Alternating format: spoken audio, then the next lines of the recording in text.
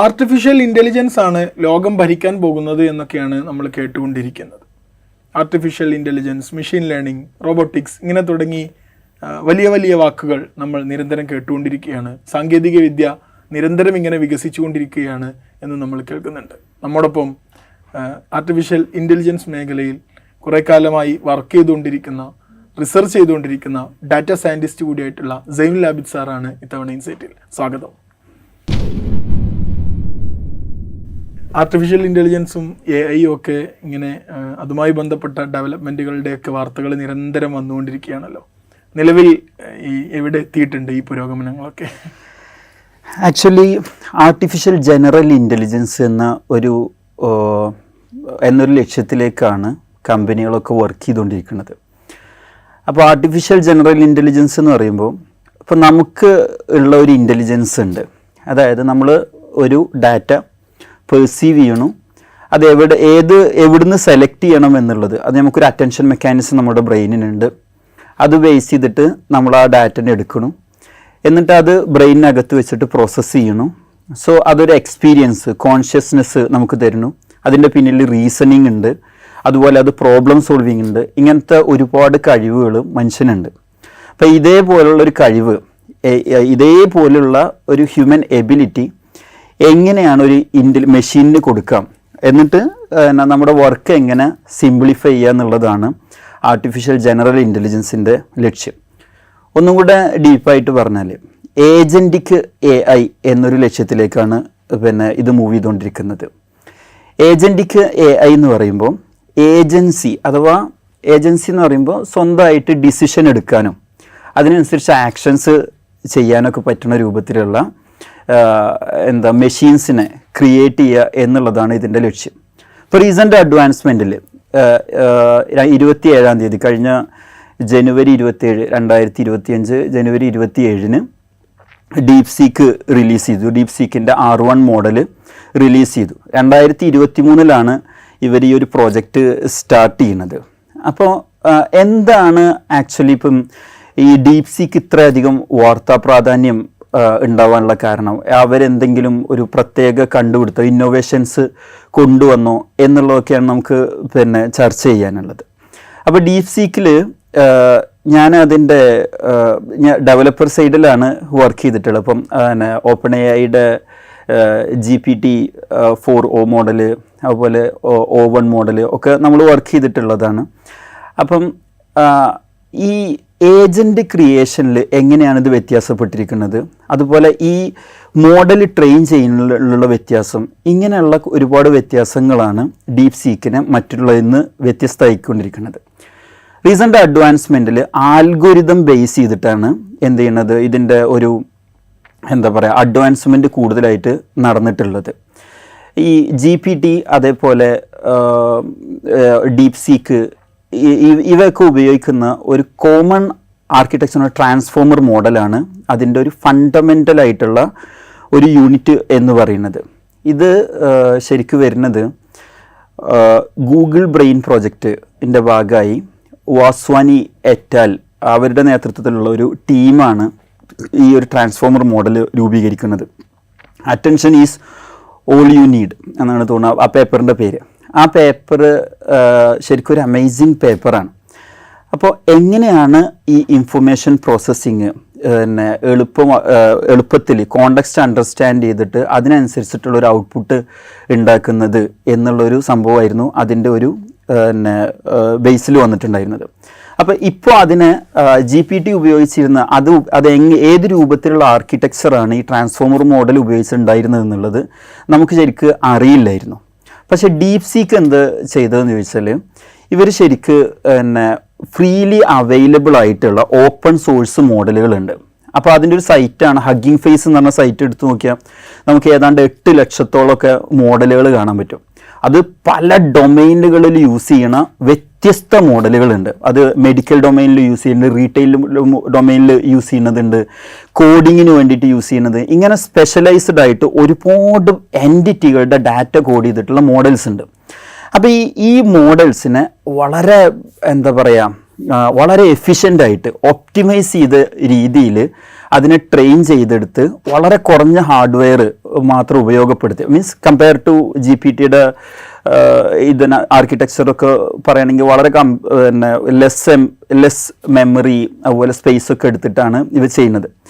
അപ്പോൾ അതിന് അവർ ഉപയോഗിച്ചിട്ടുള്ള ഒരു ആർക്കിടെക്ചർ എന്ന് പറയുന്നത് MOE, അതായത് മിക്സ്ചർ ഓഫ് എക്സ്പേർട്സ് എന്ന് പറയാം. ഉദാഹരണത്തിന് പറയുകയാണെങ്കിൽ നമുക്കിപ്പോൾ ഒരു ബെഞ്ച് ഓഫ് ആളുകൾ ഇരിക്കുന്നുണ്ട്. ഡോക്ടേഴ്സ് ഉണ്ട്, എൻജിനീയേഴ്സ് ഉണ്ട്, സയൻറ്റിസ്റ്റ് ഉണ്ട്, കെമിസ്ട്രി ആയിട്ട് ബന്ധപ്പെട്ട ആളുകളുണ്ട്. അങ്ങനെ വ്യത്യസ്ത ആളുകളുടെ ഒരു എക്സ്പേർട്ട് ഉണ്ട്. അപ്പോൾ ഇവിടെ ഒരാൾ ഇരിക്കുന്നുണ്ട്.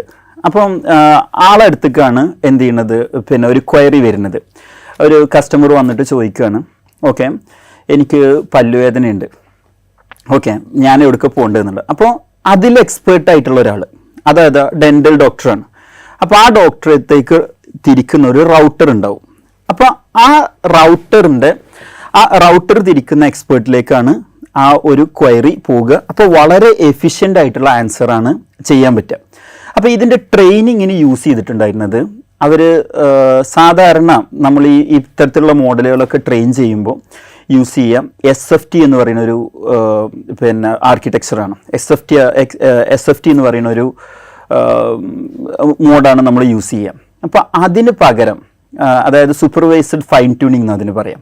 സൂപ്പർവൈസ്ഡ് ഫൈൻ ട്യൂണിങ്ങിന് പകരം ഇവർ യൂസ് ചെയ്തത് RL എന്ന് പറഞ്ഞൊരു മോഡലാണ്. അതായത് RL എന്ന് പറഞ്ഞൊരു രീതിയാണ്. അതായത് റെയിൻഫോഴ്സ്മെൻറ്റ് ലേണിംഗ്. വളരെ സിമ്പിളായിട്ട് റെയിൻഫോഴ്സ്മെൻറ്റ് ലേണിംഗ് പറയുകയാണെങ്കിൽ നമ്മൾ ഈ സൈക്കോളജിയിലൊക്കെ ഈ ടേം യൂസ് ചെയ്യാറുണ്ട്, റെയിൻഫോഴ്സ്മെൻറ്റ് ലേണിംഗ്. ഇപ്പം ഒരു ഹാബിറ്റ് എങ്ങനെയാണ് ക്രിയേറ്റ് ചെയ്യുക എന്നുള്ളതിനെ കുറിച്ചിട്ടൊക്കെ. അപ്പോൾ ഈ ഒരു എന്താണ് എക്സ്പെരിമെൻറ്റിൻ്റെ പേര് എനിക്ക് ഓർമ്മ കിട്ടുന്നില്ല, പക്ഷേ ഇപ്പോൾ ഒരു എലിയെ കൂട്ടിലിട്ടിട്ട് അവിടെ 2 ലിവർ വെച്ച്, ആ 2 ലിവർ വെച്ചിട്ട് ഒരു ലിവർമ തട്ടിയാൽ ചീസ് വരും, മറ്റേ ലിവർമ തട്ടിയാൽ എന്ത് ചെയ്യും, നല്ലൊരു കിക്ക് കൊടുക്കും. ഓക്കെ, അപ്പോൾ പിന്നെ ബിഹേവിയർ എന്തായിരിക്കും, ഈ ഒരു ലിവർമ അതായത് ചീസ് തരുന്ന ലിവർമ തട്ടാനുള്ള ടെൻഡൻസി ആയിരിക്കും എലിക്ക് കൂടുതലായിട്ട് ഉണ്ടാവുക.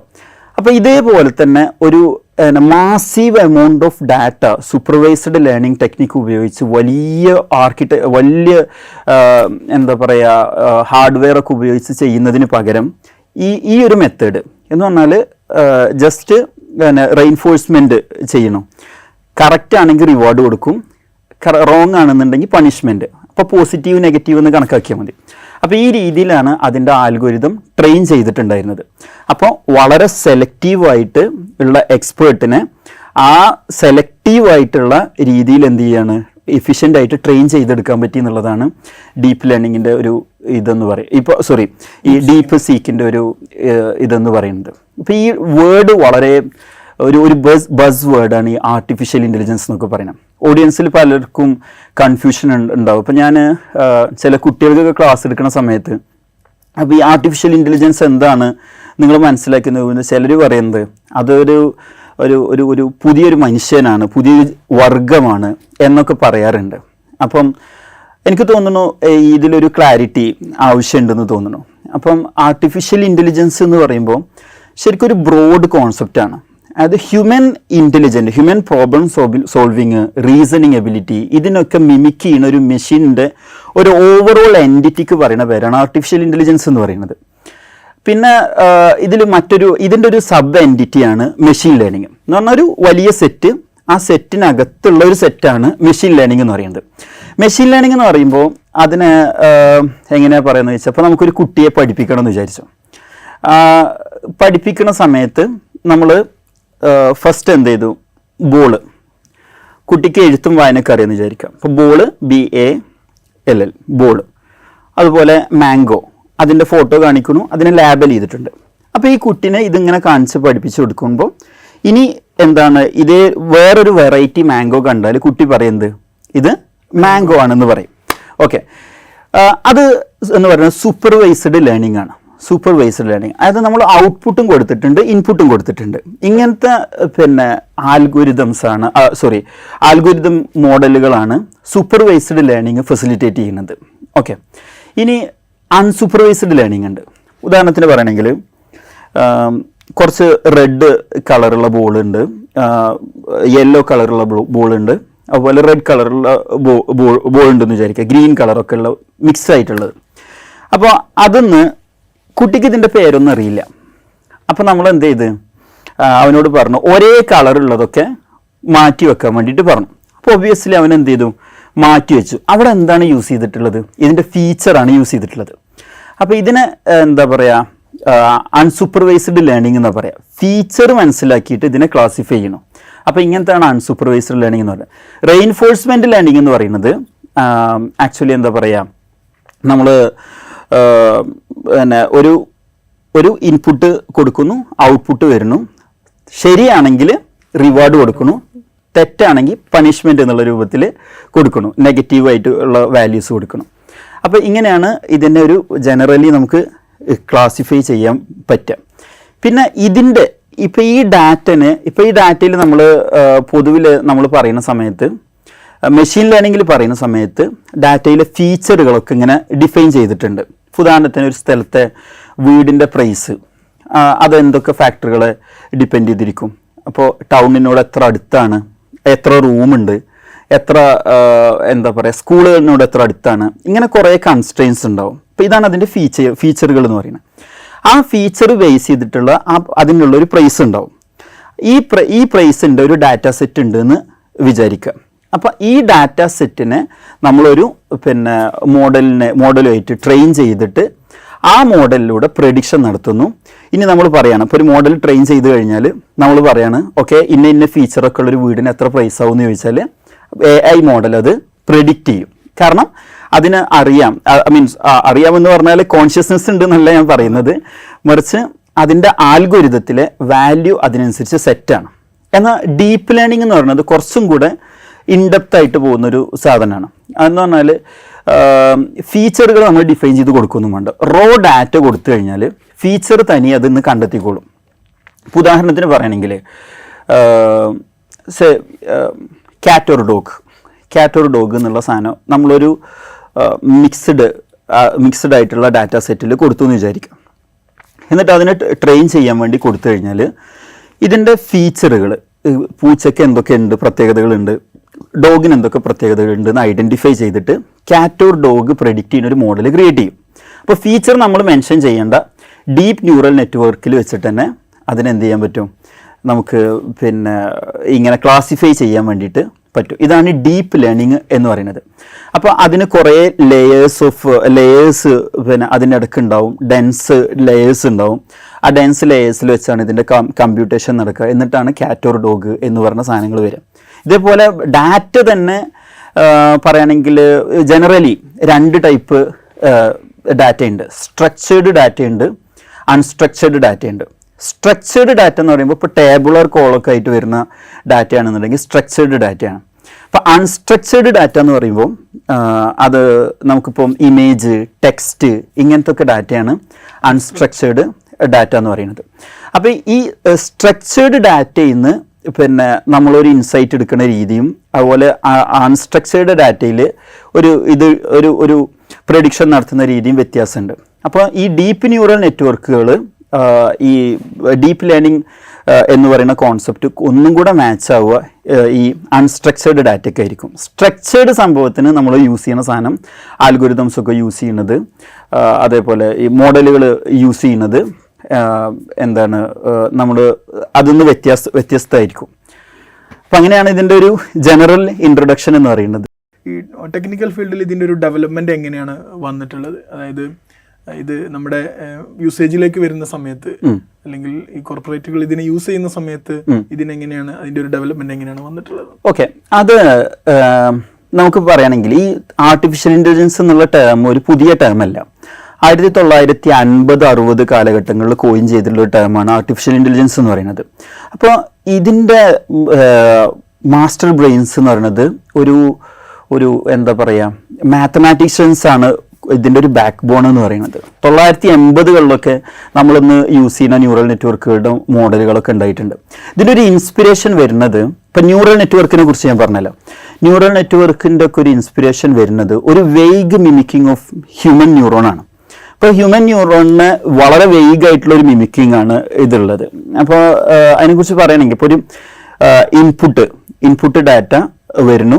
അപ്പോൾ ഇൻപുട്ടിനൊരു ടെർമിനൽ വേണം, ദെൻ അതിനൊരു കമ്പ്യൂട്ടേഷൻ നടക്കണം. ആ കമ്പ്യൂട്ടേഷൻ നടന്നിട്ട് ഒരു ഔട്ട്പുട്ട് വേണം. ഇതൊരു വെയ്ഗ് മിമിക്കിംഗ് ആണ്.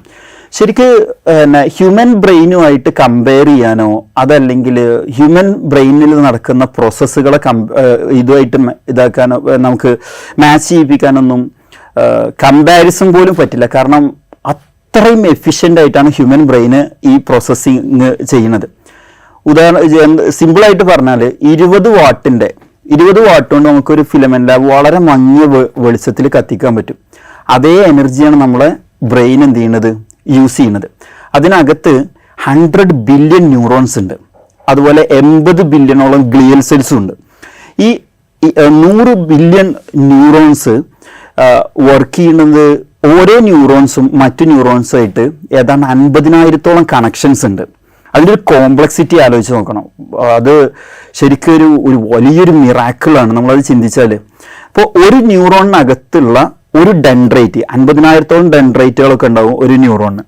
ആ ഡെൻഡ്രൈറ്റിനകത്ത് തന്നെ ഇൻ്റഗ്രേഷനും ഡിഫറൻസിയേഷനും പ്ലസും മൈനസും എല്ലാ സംഗതികളും നടക്കുന്നുണ്ട്. കമ്പ്യൂട്ടേഷൻ ന്യൂറോ സയൻസിലേക്ക് ഡീപ്പായിട്ട് പോയി കഴിഞ്ഞാൽ ഇങ്ങനെ ഒരുപാട് ഇൻസൈറ്റുകൾ എടുക്കുന്നുണ്ട്. അങ്ങനെ അതിൽ നിന്ന് കിട്ടുന്ന ഇൻഫർമേഷനാണ് എവിടെ പ്രോസസ്സ് ചെയ്യുന്നത്, ഈ സെൽ സോമയിൽ പ്രോസസ്സ് ചെയ്യുന്നത്. അത് കമ്പ്യൂട്ടേഷൻ ഓൾറെഡി ഇങ്ങനെ നടന്നുകൊണ്ടേയിരിക്കുകയാണ് നമ്മുടെ ഒരു ന്യൂറോണിൽ, അതായത് 100 ബില്യണിൽ ഒരു ന്യൂറോണിൽ. അപ്പം എന്നിട്ട് അത് ആക്സോൺ വഴി പോകുന്നു, അടുത്തൊരു സെല്ലിലേക്ക് കൊടുക്കുന്നു. ഇതിനകത്തൊക്കെ കമ്പ്യൂട്ടേഷൻസ് നടക്കുന്നുണ്ട്. അപ്പോൾ ഒരു കമ്പ്യൂട്ടേഷൻ ന്യൂറോ സയൻറ്റിസ്റ്റ് അതിനെ കാണുന്നത് ഒരു ഇൻഫോർമേഷൻ ഫ്ലോയോടൊപ്പം തന്നെ എന്ത് നടക്കുന്നുണ്ട്, വലിയൊരു കമ്പ്യൂട്ടേഷൻ കൂടെ നടക്കുന്നുണ്ട്. ഈ ഒരു സംഭവത്തെയാണ് നമ്മൾ കുറച്ച് ഇൻപുട്ടും ഒരു സമ്മേഷനും അല്ലെങ്കിൽ ഒരു കാൽക്കുലേഷനും അതിൻ്റെ ഒരു ഔട്ട്പുട്ടും ആയിട്ട് ഇതാക്കുന്നത്. അപ്പോൾ അതൊരു വെയ്ഗ് മിമിക്കിംഗ് ആണ്.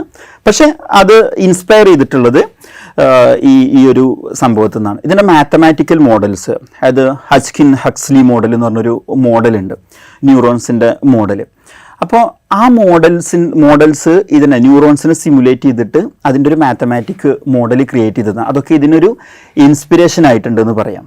അപ്പോൾ അതിന്ന് ഇങ്ങനെ തുടങ്ങി എന്താ പറയുക, റിക്കറൻറ്റ് ന്യൂറൽ നെറ്റ്വർക്കുകൾ, ഇങ്ങനെ ഒരുപാട് സാധനങ്ങൾ വന്നിട്ടുണ്ടായിരുന്നു. ഇതൊക്കെ 990 മുന്നേ തന്നെ എന്ത് ചെയ്യുന്നു, ആൽഗോരിതമായിട്ട് അവിടെ കിടക്കുന്നുണ്ട്. ആൽഗോരിതമായിട്ട് അതിൻ്റെ ഒരു പ്രൊസീജിയറായിട്ട് ഇങ്ങനെയൊക്കെ ഉണ്ട്.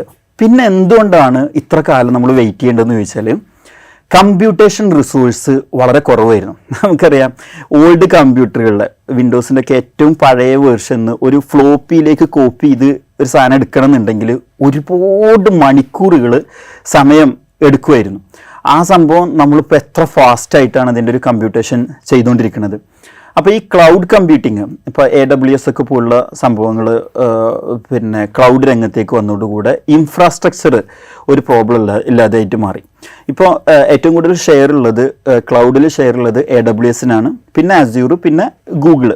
Azure ശരിക്ക് അതിൻ്റെ ഇമ്പ്രൂവ്മെൻറ്റ് റേറ്റ് എന്ന് പറയുന്നത് AWS-നേക്കാളും കൂടുതലാണ് കേട്ടോ. അത് അവർ നന്നായിട്ട് ഇമ്പ്രൂവ് ചെയ്തുകൊണ്ടിരിക്കുന്നുണ്ട്. അത് ഏറ്റവും കൂടുതൽ ഇപ്പോൾ ഞാനൊക്കെ യൂസ് ചെയ്യുന്നത് Azure-ൻ്റെ പ്ലാറ്റ്ഫോമാണ് AI ആപ്ലിക്കേഷൻ ഡെവലപ്മെൻറ്റുകൾക്കൊക്കെ നമ്മൾ യൂസ് ചെയ്തുകൊണ്ടിരിക്കുന്നത്. അപ്പം ടെക് ജയൻസ് ഇത്തരത്തിലുള്ള കമ്പ്യൂട്ടേഷൻ പവർ ഇങ്ങനെ കൂട്ടിക്കൊണ്ടിരിക്കുകയാണ്. അപ്പോൾ ഈ കമ്പ്യൂട്ടേഷൻ എന്ന് പറയുന്നത് ഒരു പ്രശ്നമല്ലാതെയായി വന്നു. അപ്പോൾ ആരും എന്ത് ചെയ്യണില്ല, എനിക്ക് തോന്നുന്നത് ഈ മെമ്മറി, ഇങ്ങനത്തെ CPU ഇതിനെക്കുറിച്ചൊന്നും ആരും കൺസേൺ ആവാതിരിക്കുന്ന സമയത്താണ് ഒരു കൺസ്ട്രെയിന് ചൈനയ്ക്ക് ഈ ഒരു സാധനം വന്ന സമയത്ത് അവർ അതിൻ്റെ ആ ഒരു ലിമിറ്റേഷൻ്റെ ഉള്ളിൽ ഒതുങ്ങിയിട്ട് ഈ സാധനം ഡെവലപ്പ് ചെയ്യാൻ നോക്കുമ്പോൾ അവർക്ക് ആകെയുള്ള വഴി എന്താണ്, ആൽഗോരിതം ഒപ്റ്റിമൈസേഷൻ ആണ്. അപ്പം ഞാൻ മനസ്സിലാക്കുന്നത് എന്താ വെച്ചാൽ, നമുക്ക് ഇനി ഒരുപാട് ഇമ്പ്രൂവ് ചെയ്യാനുണ്ട്. ആർട്ടിഫിഷ്യൽ ഇൻ്റലിജൻസ് മേഖലയിൽ വളരെ ബേബി സ്റ്റെപ്പ് മാത്രമേ ഇപ്പോൾ വെച്ചിട്ടുള്ളൂ. 20 വാട്ടിൻ്റെ ബൾബ് ഇതാക്കുന്ന ആ ഒരു പവറിൽ നമ്മുടെ ബ്രെയിന് 100 ബില്യൺ ന്യൂറോൺസിനെ ഓപ്പറേറ്റ് ചെയ്യുന്നുണ്ടെന്ന് മനസ്സിലാക്കുക. അവിടെയാണ് എന്ത് ചെയ്യുന്നത്, വളരെയധികം കമ്പ്യൂട്ടേഷണൽ കോസ്റ്റ്. ഇപ്പോൾ അതിനെ കമ്പയർ ചെയ്യുമ്പോൾ ഡീപ് സീക്കൊക്കെ എത്രയധികം പവർ യൂസ് ചെയ്യുന്നുണ്ട്. പാരലൽ കമ്പ്യൂട്ടേഷൻ അതുപോലെ ബ്രെയിനിൽ ഉള്ളതുപോലെ നടക്കുന്നില്ല. അങ്ങനത്തെ ഒക്കെ ഒരുപാട് വ്യത്യാസങ്ങൾ. അപ്പം ഇതിലേക്ക് ഞാൻ അടുത്ത കാലത്ത് കണ്ടൊരു പേപ്പർ ഉണ്ടായി, ഹസനി എറ്റാൽ.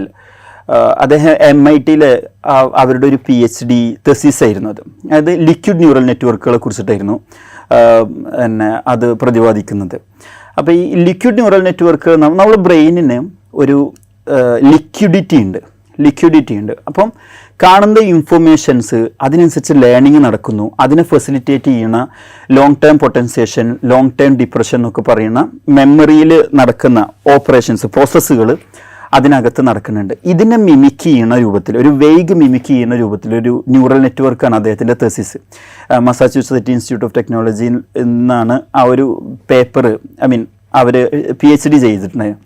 അപ്പോൾ ഈ ഹസനിയുടെ ഇത് ലിക്വിഡ് ന്യൂറൽ നെറ്റ്വർക്ക് നോക്കുന്ന സമയത്ത് അതിനകത്തൊരു ലിക്വിഡിറ്റി കോൺസ്റ്റൻറ്റ്, സാധാരണ നമ്മൾ ഓപ്പറേഷനിൽ വരുന്ന സമയത്ത് ഈ മോഡലുകളെ ട്രെയിൻ ചെയ്ത് കഴിഞ്ഞാൽ പുതിയൊരു ഡാറ്റ അതിലേക്ക് കൊടുക്കണം എന്നുണ്ടെങ്കിൽ എന്ത് ചെയ്യണം, അതിനെ വീണ്ടും ആ മൊത്തം എമൗണ്ട് ഓഫ് ഡാറ്റ വെച്ചിട്ട് റീട്രെയിൻ ചെയ്തിട്ട് എടുക്കണം, അല്ലെങ്കിൽ ഫൈൻ ട്യൂൺ ചെയ്യണം.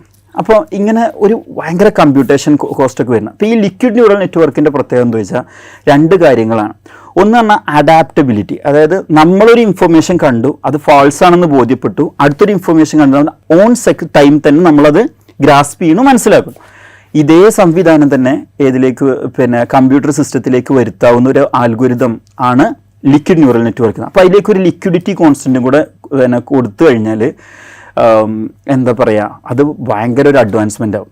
അപ്പോൾ ഇനി ഒന്ന് ചിന്തിച്ച് നോക്കാം, അതായത് ഈ റെയിൻഫോഴ്സ്മെൻറ്റ് ലേണിങ്ങും ലിക്വിഡ് ന്യൂറൽ, ഞാൻ എൻ്റെ ഒരു തോട്ട് പറയണ്ടോ, ഒരു റിസർച്ച് സ്കോപ്പിനുള്ള ഒരു സംഭവം പറയാം. അപ്പോൾ ഈ ലിക്വിഡ് ന്യൂറൽ നെറ്റ്വർക്കാണ് ഈ ഇൻപ്ലേസ്, ഈ ഒരു ഡീപ് സീക്ക് പോലുള്ള ഓപ്പൺ സോഴ്സിൽ എംപ്ലോയ് ചെയ്തിട്ടുള്ളത്. ഓപ്പൺ സോഴ്സ് ആർക്കും ആൾട്ടർ ചെയ്യാവുന്ന രൂപത്തിൽ അതിൻ്റെ ആൽഗോരിതം പേപ്പറൊക്കെ റെഡിയാണ് കേട്ടോ.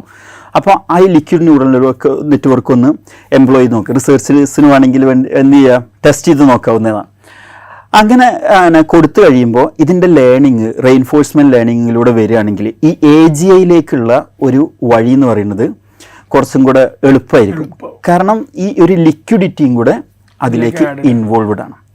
ഓക്കെ, അപ്പോൾ ഇപ്പോൾ ഈ ഒരു ആർട്ടിഫിഷ്യൽ ഇനി വരാൻ പോകുന്നത്, അപ്പം ഞാൻ ഇപ്പോൾ എനിക്ക് തോന്നിയൊരു തോട്ട്, ഇപ്പോൾ ഈ ഒരു ഡീപ് സീക്കിൻ്റെ ഇൻട്രൊഡക്ഷനോടെ എനിക്ക് തോന്നിയൊരു തോട്ട് എന്ന് പറയുന്നത്, ഒരു ഭാഗത്ത് ഇൻവെസ്റ്റേഴ്സ് പൈസയായിട്ട് കാത്തിരിക്കുകയാണ് ഈ AI ഡെവലപ്പ് ചെയ്യാൻ വേണ്ടിയിട്ട്. പക്ഷേ ലാബുകൾ, നമ്മളെ എഡ്യൂക്കേഷൻ സിസ്റ്റം അതിന് പര്യാപ്തമാവുന്ന രൂപത്തിൽ വരുന്നില്ല എന്നുള്ളതാണ്. ഇപ്പോൾ ഈ ഒരു ഡീപ് സീക്ക് ക്രിയേറ്റ് ചെയ്തിട്ടുള്ള റിസർച്ചേഴ്സാണ്, പ്യൂറായിട്ട് PhD ഒക്കെ എടുത്തിട്ട് ഡിഫറെൻറ്റ് ഡൊമൈനുകളിൽ മാത്തമാറ്റിക്സിലും ഫിസിക്സിലും ഒക്കെ നന്നായിട്ട് പഠിച്ചിട്ടുള്ള ടീം, ഒരു 10-20 ആളുകളുടെ ടീമാണ് ഇങ്ങനത്തെ ഒരു ആൽഗോരിതം ഡെവലപ്പ് ചെയ്തിട്ട് എന്ത് ചെയ്യണത്, ഈ ഒരു ആർക്കിടെക്ചർ, മോഡൽ ആർക്കിടെക്ചർ ഡെവലപ്പ് ചെയ്തിട്ട് എന്ത് ചെയ്യണത്, ഈ ഒരു സാധനം ഇൻട്രൊഡ്യൂസ് ചെയ്യുന്നത്.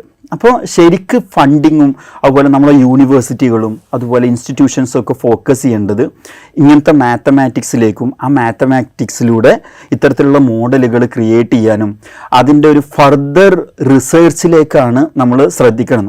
എന്നാൽ അക്കാഡമീഷ്യൻസിന് വലിയ റോള് ഈ ഒരു ഫ്യൂച്ചർ AI ക്രിയേറ്റ് ചെയ്യുന്നതിലുണ്ട്. ഇപ്പോൾ രാജ്യത്തെ മൊത്തം എടുക്കുകയാണെന്നുണ്ടെങ്കിൽ ഒരുപാട് റിസർച്ചുകൾ നടക്കുന്നുണ്ട്. ക്വാളിറ്റി ഉള്ള നല്ല റിസർച്ചുകളെ വളരെ പെട്ടെന്ന് ഇൻഡസ്ട്രിയിലേക്ക് കൊണ്ടുവന്നാലാണ് ഇന്ത്യക്ക് ചൈനയോടും US-നോടൊക്കെ കോമ്പീറ്റ് ചെയ്ത് നിൽക്കാൻ പറ്റുമെന്നാണ് എനിക്ക് തോന്നിയിട്ടുള്ളത്. നിലവിൽ നമ്മുടെ രാജ്യത്തുള്ള ഈ ആർട്ടിഫിഷ്യൽ ഇൻ്റലിജൻസ് മേഖലയിലെ റിസർച്ചിൻ്റെ ഒരു ഡെവലപ്മെൻറ്റ് എങ്ങനെയാണ്? ആർട്ടിഫിഷ്യൽ ഇൻ്റലിജൻസിൻ്റെ ഇപ്പം ഇൻസ്റ്റിറ്റ്യൂഷൻ ബേസാണ് ചോദിക്കുന്നതെങ്കിൽ, ഇപ്പം നമുക്ക് ഒരുപാട് പ്രീമിയർ ഇൻസ്റ്റിറ്റ്യൂട്ടുകൾ ഇന്ത്യയിൽ വന്നിട്ടില്ല. ഇപ്പോൾ ഉദാഹരണത്തിന് ഇപ്പോൾ ദുബൈ എന്ന് പറയുന്നത് ആർട്ടിഫിഷ്യൽ ഇൻ്റലിജൻസിൻ്റെ ഒരു ഹബ്ബായിട്ട് മാറിക്കൊണ്ടിരിക്കുകയാണ്. അപ്പോൾ അവിടെ Muhammad bin Zayed university of artificial intelligence എന്നൊരു യൂണിവേഴ്സിറ്റി തന്നെ ഈ AI റിസർച്ചിനുണ്ട്. നമ്മുടെ IIT-കളിലൊക്കെ ഡെവലപ്പായി വരുന്നതേ ഉള്ളൂ. ഇപ്പോൾ നിലവിൽ എൻ്റെ നോളജ് അനുസരിച്ച് IIT മദ്രാസിൽ അവരൊരു BS കോഴ്സ് ഡാറ്റ സയൻസാണ് AIയിൽ കൊടുക്കണമെന്ന് കഴിച്ചു കഴിഞ്ഞാൽ ഈ പ്രീമിയം ഇൻസ്റ്റിറ്റ്യൂട്ടുകളൊന്നും ഇത്തരത്തിലുള്ള ഒരു എന്താ പറയുക, അങ്ങനെ പ്രോജക്റ്റ് ഓറിയൻറ്റഡ് ആയിട്ട് ഒരു AIയിലേക്ക് പോകുന്ന പേരിൽ കുറേ ബിടെക്കുകളൊക്കെ ഉള്ള ഒരുപാട് പ്രൈവറ്റ് ഇൻസ്റ്റിറ്റ്യൂഷൻസ് കാണാം. പക്ഷെ എന്ത് ക്വാളിറ്റി അവർ തരുന്നു എന്നുള്ളത് നമുക്കതിൻ്റെ ഔട്ട്പുട്ട് അവൈലബിൾ ആയിട്ടില്ല. പക്ഷേ ഇപ്പം നിലവിൽ IIT മദ്രാസ് ഓൺലൈനായിട്ട് 4 വർഷത്തെ BS ഡിഗ്രികൾ ഇതിൻ്റെ ഭാഗമായിട്ട് കൊടുക്കുന്നുണ്ട്. അപ്പോൾ ഇതിന് തന്നെ AI ഒരു ഭാഗം എന്ന് പറയുമ്പോൾ ഞാൻ ഇതിനൊരു 3 തരത്തിലാണ് കാണുന്നത്. അപ്പം ആൽഗോരിതം ഡെവലപ്പ് ചെയ്യുന്ന കുറച്ച് റിസർച്ചേഴ്സിനെ നമുക്ക് ആവശ്യമുണ്ട്. അത് മാത്തമാറ്റിക്സും കമ്പ്യൂട്ടർ സയൻസും അതുപോലെ ഫിസിക്സും കമ്പ്യൂട്ടർ സയൻസും ഒക്കെ ജോയിൻ ചെയ്തിട്ട് ഒരു ഇൻ്റർഡിസിപ്ലിനറി അപ്രോച്ചുള്ള കുറച്ച് റിസർച്ചേഴ്സിനെ എന്ത് ചെയ്യണം, ഡെവലപ്പ് ചെയ്ത് കൊണ്ടുവരണം. അവരാണ് ശരിക്കും എന്ത് ചെയ്യുക, ഫ്യൂച്ചറിലുള്ള ഒരു AI എങ്ങനെ ആയിരിക്കണം എന്നുള്ളത് ഡിസൈൻ ചെയ്യാം. അപ്പോൾ അതിന് ന്യൂറോ സയൻസിൽ നിന്ന് ഇൻസ്പിറേഷൻ എടുക്കേണ്ടതുണ്ട്, ഫിസിക്സിൽ നിന്ന് ഇൻസ്പിറേഷൻ എടുക്കേണ്ടതുണ്ട്, അതുപോലെ തന്നെ മാത്തമാറ്റിക്സ് അതിൻ്റെ ഒരു ബാക്ക് ബോൺ ആയിട്ട് വർക്ക് ചെയ്യേണ്ടതുണ്ട്. അപ്പോൾ അങ്ങനെ ഒരു ഇൻ്റർഡിസിപ്ലിനറി കോൺസെപ്റ്റിലേക്ക് കുട്ടികളുടെ മൈൻഡ് സെറ്റ്, റിസർച്ച് ചെയ്യാനുള്ളൊരു മൈൻഡ് സെറ്റ് ചെറുപ്പം മുതലേ ഉണ്ടാക്കി കൊണ്ടുവന്നാൽ ഫ്യൂച്ചർ അഡ്വാൻസ്മെൻറ്റിലേക്ക് പെട്ടെന്ന് നമുക്ക് കടക്കാൻ പറ്റും. മറ്റൊരു ഡയമെൻഷൻ എന്ന് പറയുന്നത് നിലവിലുള്ള ആൽഗോരിതംസ് ബേസ് ചെയ്തിട്ട് ഹ്യൂമൻ ലൈഫ് ഹെൽത്ത് കെയർ സെക്ടറിൽ എങ്ങനെ ഈസിയാക്കാം, അതേപോലെ തന്നെ നമ്മുടെ റീറ്റെയിൽ സെക്ടറിൽ എങ്ങനെ ഈസിയാക്കാം, എഡ്യൂക്കേഷൻ രംഗത്ത് എങ്ങനെ ഈസിയാക്കാം, എങ്ങനെ പേഴ്സണലൈസ്ഡ് ലേണിംഗ് കൊടുക്കാം, ഇങ്ങനെ തുടങ്ങിയിട്ടുള്ള സംഭവങ്ങളൊക്കെയാണ് അത് ഡെയിലി യൂസ് ആപ്ലിക്കേഷൻ. അതിന് നിലവിലുള്ള ആൽഗോരിതത്തിനെ നിലവിലുള്ള ഡാറ്റ വെച്ചിട്ട് എങ്ങനെ ട്രെയിൻ ചെയ്തെടുക്കാം, അല്ലെങ്കിൽ ഒരു ഡാറ്റ ഫ്ലോ മോഡൽ ക്രിയേറ്റ് ചെയ്തിട്ട് അതൊരു ആൽഗോരിതം ആയി വരാൻ മീൻസ് ഈ ഒരു മോഡൽ ആർക്കിടെക്ചറിലേക്ക് കൊടുത്ത് ഒരു മോഡൽ ഉണ്ടാക്കിയിട്ട് അതിൻ്റെ പ്രഡിക്ഷനൊക്കെ നടത്താൻ പറ്റുന്ന രൂപത്തിലുള്ള ഒരുപാട് സംഭവങ്ങൾ നമ്മളെ നാട്ടിൽ തന്നെ ഉണ്ട്. ഇപ്പം ഞാനിപ്പോൾ 2 വർഷമായിട്ട് ഈ AI ഏജൻറ്റുകൾ ക്രിയേറ്റ് ചെയ്യാം. ഞാൻ നേരത്തെ ഏജൻറ്റിക്ക് AI എന്നൊരു ടേം ഉപയോഗിച്ചിട്ടുണ്ടായിരുന്നു. ഇത് AI ഏജൻറ്റും ഏജൻറ്റിക്ക് AIയും തമ്മിൽ വ്യത്യാസമുണ്ട്. AI ഏജൻറ്റ് എന്ന് പറയുന്നത് ഫോർ എക്സാമ്പിൾ ഇപ്പോൾ ഒരു ചാറ്റ് ബോട്ട്, ഞാനിപ്പോൾ റീസെൻ്റായിട്ട് ഡെവലപ്പ് ചെയ്തൊരു ചാറ്റ് ബോട്ട്, അതിന് IT റിലേറ്റഡ് ആയിട്ടുള്ള ടെക്നിക്കൽ ഇഷ്യൂസ് ടാമിങ് ചെയ്യാവുന്ന ഒരു ചാറ്റ് ബോട്ടാണ് ഇതായിട്ടുള്ളത്. അപ്പോൾ യൂസർക്ക് എന്ത് ചെയ്യാം, അദ്ദേഹത്തിന് ഒരു ക്വയറി കൊടുക്കാം. ആ ക്വയറിയിൽ നിന്ന് യൂസറുടെ ഇൻറ്റൻഷൻ മനസ്സിലാക്കിയിട്ട് ടൂളുകൾ എങ്ങനെ യൂസ് ചെയ്യണമെന്ന് പ്ലാൻ ചെയ്യും, AI പ്ലാൻ ചെയ്യും. ഇപ്പോൾ ഞാനതിന് യൂസ് ചെയ്തിരുന്നത് റിയാക്ട് മോഡൽ, പ്രോംപ്റ്റിംഗ് ടൈപ്പാണ് നമ്മൾ യൂസ് ചെയ്തിട്ടുണ്ട്. റിയാക്ട് ഏജൻറ്റ് എന്നാണ് പറയാം, റീസണിങ് ആക്ഷൻ ബേസ്ഡ് ആയിട്ടുള്ള ഏജൻറ്റ്. ഇതിന് കുറേ ഫ്രെയിം വർക്ക് ഉണ്ട് കേട്ടോ, ലാങ് ചെയിന്, ലാമ ഇൻഡെക്സ് എന്നൊക്കെ പറഞ്ഞിട്ടുള്ള കുറേ സാധനങ്ങളുണ്ട്. ഞാൻ പൊതുവിൽ യൂസ് ചെയ്യാറുള്ള ലാങ് ചെയിനും ലാമ ഇൻഡെക്സ് ഒക്കെയാണ് യൂസ് ചെയ്യാറുള്ളത്. അപ്പോൾ ഇത് ചെയ്യുന്നത് ഇങ്ങനത്തെ ടൂൾ യൂസ് ചെയ്തിട്ട് അതിൻ്റെ റിസൾട്ട് ഇങ്ങനെയൊക്കെ സൊല്യൂഷൻ കൊടുക്കാം എന്നുള്ള റിസൾട്ട് എന്ത് ചെയ്യും, ഈ യൂസർക്ക് കൊടുക്കും. അപ്പോൾ മുന്നേ ഉള്ള ഡാറ്റ, ഇപ്പോൾ നമ്മൾ യൂസ് ചെയ്തിട്ടുണ്ടതിന് മുന്നേ ഉണ്ടായിരുന്ന ജിറ ടിക്കറ്റുകൾ ഒക്കെ IT സെക്ടറിൽ ഉണ്ടാകുന്ന പ്രോബ്ലംസ് ഉണ്ട്. ആ പ്രോബ്ലംസിനെ ടാക്കിൾ ചെയ്യാൻ വേണ്ടിയിട്ട് അതിൻ്റെ പ്രീവിയസ്ലി എങ്ങനെയാണ് ആളുകൾ അത് സോൾവ് ചെയ്തിട്ടുള്ളത് എന്നുള്ള ഡാറ്റ നമ്മൾ എടുത്തിട്ട് ഒരു വെക്ടർ സ്റ്റോറേജിലേക്ക് ഇടും. ഓക്കെ, അപ്പോൾ അതിനെ വളരെ വൃത്തിക്കായിട്ട് മാനേജ് ചെയ്യുന്നതാണ് റാഗ് ആപ്ലിക്കേഷൻ എന്ന് പറയാം. അപ്പോൾ ഈ റാഗ് ഏജൻറ്റ് ഉപയോഗിക്കുന്ന ഒരു ടൂളാണ്. അതുപോലെ നമ്മൾ സ്റ്റാക്ക് ഓവർഫ്ലോ കേട്ടിട്ടുണ്ടാവില്ലേ. സ്റ്റാക്ക് ഓവർഫ്ലോ എന്ന് പറഞ്ഞാൽ നമ്മൾ എന്താ പറയുക, ടെക്നിക്കലായിട്ട് കോഡിങ് റിലേറ്റഡ് ആയിട്ടുള്ള ഇഷ്യൂ ഒക്കെ ടാക്കിൾ ചെയ്യാൻ വേണ്ടിയിട്ടുള്ള ഒരു പ്ലാറ്റ്ഫോമാണ് സ്റ്റാക്ക് ഓവർഫ്ലോ എന്ന് പറയുന്നത്. അപ്പോൾ ഡെവലപ്പേഴ്സിൻ്റെ കമ്മ്യൂണിറ്റിയാണ്. അപ്പോൾ അങ്ങനത്തെ ഒരു ഇഷ്യൂ വന്ന ഏജൻറ്റ് ഐഡൻറ്റിഫൈ ചെയ്യും, ഞാൻ യൂസ് ചെയ്യേണ്ട ടൂൾ ഇതാണ്. അപ്പോൾ ആ ടൂള് പോയിട്ട് API കോൾ ചെയ്യും, എന്നിട്ട് അതിൽ നിന്നുള്ള ഒരു ഇൻപുട്ടാണ് ഇവിടെ കൊടുക്കുക. അതിൽ നിന്നുള്ളൊരു ഔട്ട്പുട്ടാണ് നമുക്ക് നല്ല വൃത്തിക്ക് കോഡായിട്ട് അതിൻ്റെ ഒരു സൊല്യൂഷൻ പ്രൊവൈഡ് ചെയ്യും. ഇങ്ങനത്തെ ഒരുപാട് ടൂളുകൾ യൂസ് ചെയ്യുന്ന ഏജൻറ്റ്. ഇനി ഏജൻറ്റ് റൗട്ടർ ഉണ്ട്. കുറേ ഏജൻസിന് ഒരു ഫേമിൽ ഒറ്റ ചാറ്റ് ബോട്ടാണ് വേണ്ടതെന്ന് വിചാരിക്കാം. അവർക്ക് വ്യത്യസ്തങ്ങളായിട്ടുള്ള ഇഷ്യൂസ് ഉണ്ട്. കസ്റ്റമർ റിലേറ്റഡ് ആയിട്ടുള്ള ഇഷ്യൂ ഈ ചാറ്റ് ബോട്ട് സോൾവ് ചെയ്യണം, അതേപോലെ IT റിലേറ്റഡ് ആയിട്ടുള്ള ഇഷ്യൂ സോൾവ് ചെയ്യണം. ഇങ്ങനത്തെ കുറേ സാധനങ്ങളുണ്ടെന്ന് വിചാരിക്കാം. ഇതൊക്കെ ഓരോ ഏജൻറ്റാണ് ചെയ്യാം. അപ്പോൾ ഈ ഏജൻറ്റിനെ റൗട്ട് ചെയ്യാനെ കൊണ്ടൊരു ഏജൻറ്റ് ഉണ്ട്, ഏജൻറ്റിക്ക് റൗട്ടർ ഉണ്ട്. അപ്പോൾ ക്വയറി ഈ ഏജൻറ്റിലേക്ക് എത്തുന്നു, ഏജൻറ്റ് ഡിസൈഡ് ചെയ്യുന്നു ഏത് ഏജൻറ്റിലേക്കാണ് പോകേണ്ടത് എന്നുള്ളത്. എന്നിട്ട് ആ ഏജൻറ്റ് ഡിസൈഡ് ചെയ്യുന്നു എന്ത് ടൂള് ചെയ്യണം എന്നുള്ളത്. എന്നിട്ട് അതിൽ നിന്ന് കിട്ടുന്ന ഔട്ട്പുട്ടാണ് ഈ യൂസർക്ക് സ്പെസിഫിക് ആയിട്ട് കൊടുക്കുന്നത്. അപ്പോൾ ഇതിനെന്തുണ്ട്, ഇതിന് ഒരു എൻറ്റിറ്റി സ്പെസിഫിക് ആണ് ഈ പറഞ്ഞ AI ഏജൻസ് എന്ന് പറയുന്നത്. എന്നാൽ ഏജൻറ്റിക്ക് AI എന്ന് പറയുന്നത് അത് വ്യത്യാസമുണ്ട്. അതെന്ന് പറഞ്ഞാൽ ഏജൻസി ഉണ്ടാവും അതിന്. അത് സ്വന്തമായിട്ട് പിന്നെ ഒരു ഡിസിഷൻ എടുക്കാനും അതിൻ്റെ ആക്ഷനും അതിൻ്റെ പരിണിത ഫലത്തിൽ നിന്ന് പഠിക്കാനും അതനുസരിച്ച് എന്നാണ് ജസ്റ്റ് ലൈക്ക് എ ഹ്യൂമൻ ആ രീതിയിലേക്ക് മാറുന്നതാണ് ഏജൻറ്റിക് AI എന്ന് പറയുന്നത്. അപ്പം ഞാൻ പിന്നെ ഈ ഒരു ഡീപ് സീക്കിൻ്റെ ഇൻട്രൊഡക്ഷന് ഇതിലേക്കും കൂടെ പിന്നെ കാണുന്നുണ്ട്. ഒന്നെന്താ വെച്ചാൽ നമുക്ക് പിന്നെ ഏജൻറ്റിക് AIയിൽ ഇമ്പ്രൂവ്മെൻ്റ് വരാൻ ഈ റെയിൻഫോഴ്സ്മെൻറ്റ് ലേണിംഗ് ടെക്നിക്ക് പിന്നെ അതിലേക്ക് യൂസ് ചെയ്ത് കഴിഞ്ഞാൽ ഏജൻറ്റിക് AIയിലേക്ക് മാറാം. ഇപ്പം ഇതിൻ്റെ കോസ്റ്റാണ് ഭയങ്കര താരതമ്യം ചെയ്യാൻ പറ്റാത്ത അത്ര. അതായത് ഈ AI ഏജൻറ്റ് ക്രിയേറ്റ് ചെയ്യുന്ന സമയത്ത് നമുക്ക് 1 മില്യൺ ടോക്കണ്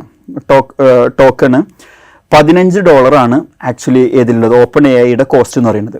ഇപ്പം ഞാൻ ഇന്നലെ അതിൻ്റെ ഇപ്പോൾ V3 മോഡൽ നോക്കുന്ന സമയത്ത് $0.14 ഡീപ് സീക്കിന് വരുന്നത്. എന്ന് പറഞ്ഞാൽ കോസ്റ്റ് 100-ലൊന്നോ 50-ലൊന്നോ ആയിട്ട് ചുരുങ്ങുകയാണ്. അപ്പോൾ ഇതെങ്ങനെയാണ് ഒരു ഇമ്പാക്റ്റ് ഉണ്ടാക്കുക എന്ന് ചോദിച്ചു കഴിഞ്ഞാൽ ഏതൊരാൾക്കും ഇത്തരത്തിലുള്ള AI ഏജൻറ്റുകൾ ലെവറേജ് ചെയ്തിട്ട് ഒരു സ്റ്റാർട്ടപ്പ് ക്രിയേറ്റ് ചെയ്യാനും ഈ ഡിജിറ്റൽ ബ്രിഡ്ജിങ് AI ബേസ് ചെയ്തിട്ട് ഡിഫറെൻറ്റ് സെക്ടറുകളിലേക്ക് ഇറങ്ങാനും നമ്മുടെ നാട്ടിൽ തന്നെ തൊഴിൽ കണ്ടെത്താൻ പറ്റുന്ന ഒരുപാട് സ്റ്റാർട്ടപ്പുകൾക്ക് ഇത് കാരണമാവും. അപ്പം അങ്ങനെ വരുന്ന സമയത്ത് പിന്നെ മുമ്പ് ഒരു സെൻട്രിക് ആയിട്ടുണ്ടായിരുന്ന ഒരു AI ബേസ്ഡ് ആയിരുന്നു US സെൻട്രിക് ആയിട്ടുള്ള ഒരു AI സിസ്റ്റമാണ് വന്നതെങ്കിൽ ഇപ്പോൾ ഇത് ഓപ്പൺ സോഴ്സ് ആയി. ഓപ്പൺ സോഴ്സ് ആകുമ്പോൾ കുറഞ്ഞ ചിലവിൽ ആർക്കും എന്ത് ചെയ്യുക ഇത്തരത്തിലുള്ള ആപ്ലിക്കേഷൻസ് വളരെ ഫാസ്റ്റായിട്ട് ഡെവലപ്പ് ചെയ്ത് ഡെപ്ലോയ് ചെയ്യാൻ പറ്റും. അപ്പോൾ പിന്നെ അധിക ടൈം ഇതാവാതെ ട്രഡീഷണൽ ടെക്നോളജികളല്ലാതെ പുതിയ രീതിയിലേക്ക് മാറാൻ ഉദ്ദേശിക്കുന്ന ആളുകൾക്ക്, പുതിയ രീതിയിലേക്ക് സ്റ്റാർട്ടപ്പ് തുടങ്ങാൻ ഉദ്ദേശിക്കുന്ന ആളുകൾക്കൊക്കെ ഇത് ഭയങ്കര അഡ്വാൻറ്റേജസ് ആയിട്ട് വരും.